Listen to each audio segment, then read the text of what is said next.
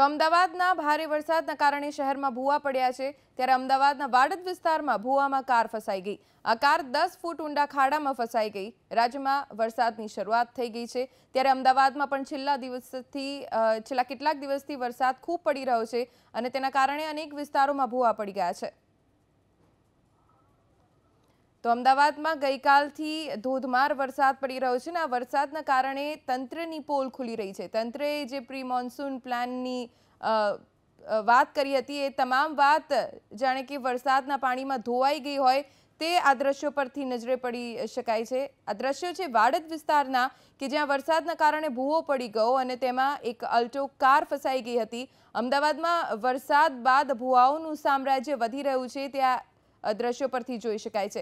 વાડજમાં પડેલા ભૂવામાં એક Alto car ફસાઈ જવાથી ભારે હાલાકી ભોગવવી પડી હતી। આ અલ્ટો કારના ડ્રાઈવરને હજુ પણ આ કાર આમ જ ભૂવામાં ફસાયેલી છે। આવા તો કેટલાય ભૂવા અમદાવાદમાં પડેલા છે।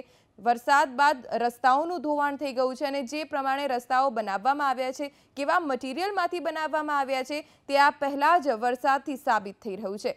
જ્યારે વરસાદની કામગીરી ચાલી રહી હતી, પ્રી મોન્સૂન કામગીરી ચાલી રહી હતી, લાખો કરોડોનું કામ પ્રી મોન્સૂન પ્લાનની પાછળ કરવામાં આવ્યું પરંતુ પહેલા જ વરસાદમાં તંત્રની પોલ ખુલી ગઈ હોય તેવું લાગી રહ્યું છે।